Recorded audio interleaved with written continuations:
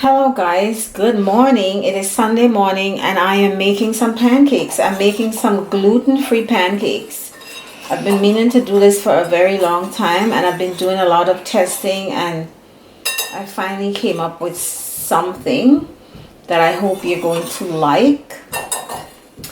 I have a quarter cup of garbanzo bean flour here and I'm going to, because the garbanzo bean flour, the taste is so strong. What I did was I'm going to add some lime juice to the recipe anyway, but what I found was if you put some lemon juice in the garbanzo bean and you let it sit with the milk, you let it sit for about 15 minutes, it really moves that edge of the garbanzo bean. So I'm squeezing half of a lime here into the garbanzo bean flour or chickpea flour.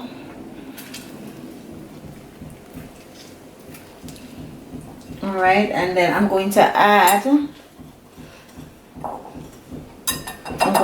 a cup of milk. I'm gonna add a cup of almond milk. Guys, I'm using almond milk because Brazil nut milk is too expensive. I cannot afford to buy it anymore. Well, there's no Brazil nut milk in the store actually. I used to make Brazil nut milk by processing and straining, etc., etc. My earlier videos where I use Brazil nut milk, you saw exactly what I did with that, but I'm not doing that anymore. So I'm using almond milk, which is fine to use. So I'm going to let this mixture sit for 15 minutes,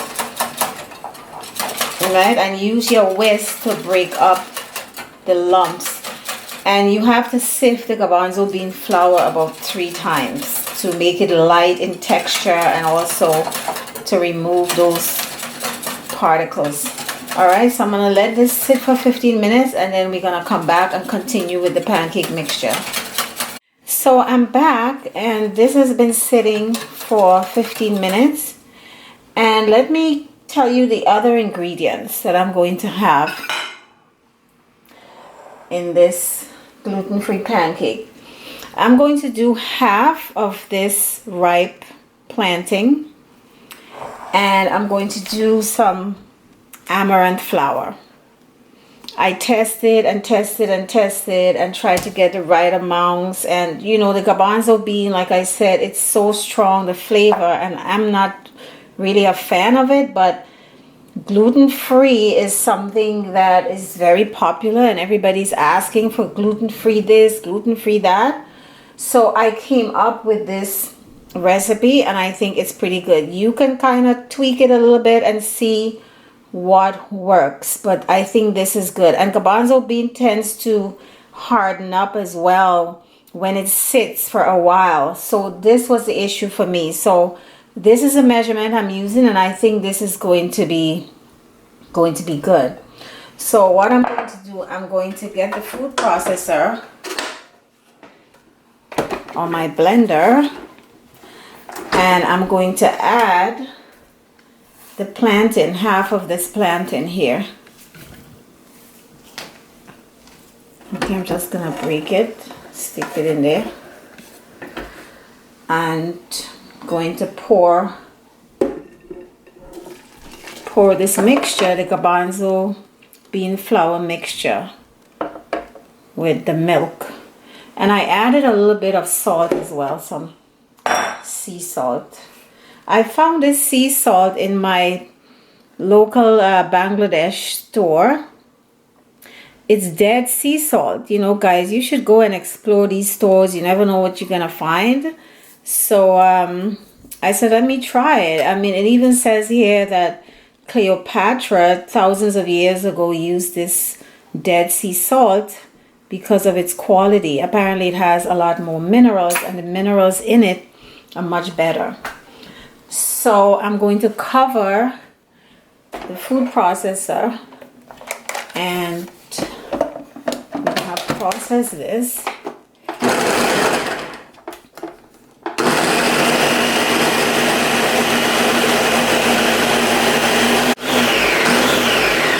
Okay guys, so this is about it. I'm gonna remove this from here. I'm going to pour this back into the bowl. It's really thick. And now I'm going to add the amaranth flour. And I'm going to let it sit for half an hour. All right, the longer you let these things sit, the better it's going to be. So I'm going to add the amaranth flour. I'm going to do half a cup of the amaranth flour. Amaranth flour is really delicious. It has a really nice nutty flavor. I'm going to mix this in, or fold it in, turn the bowl, fold it in. And I am going to add some baking soda, but I'm going to wait until 5 minutes before I start. 5 minutes before I put this on the pot to fry. Alright, so when I get back, I'm going to add the baking soda, and then we're going to go on the stove and make our pancakes. Alright guys, this has been sitting for half an hour. I put some lemon zest, but you know how to zest. Get one of those guys, very important in your kitchen. And you zest. You could zest lemons, you could zest some oranges, and you put, alright. And I'm also going to add about a teaspoon of vanilla essence and half a teaspoon of the baking soda. I want to add it now because if I added it before, it would dissipate. The action of the baking soda would dissipate. So I added it now, just before I'm going to go and do this. Alright. So we're gonna go to the stove, guys. Alright. So I'm at the stove. I added some grapeseed oil and some vegan butter here. This is a non-stick. Maybe I added a little bit too much because this is non-stick. But anyway, so guys, let's do our pancakes.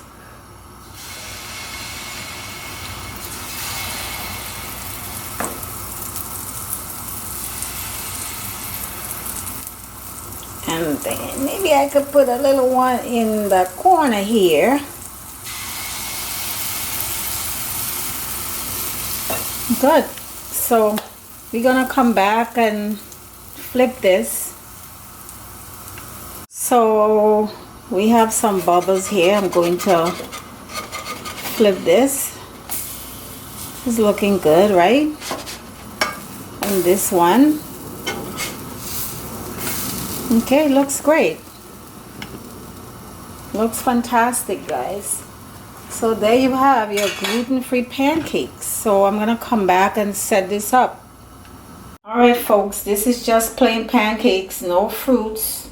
I don't have any berries. This is the fall and I don't like to buy things that are out of season. If it's not in season, I don't use it.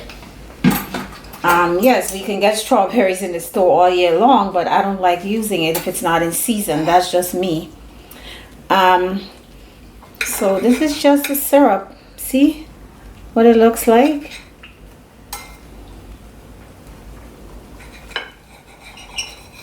It's soft. It's really good.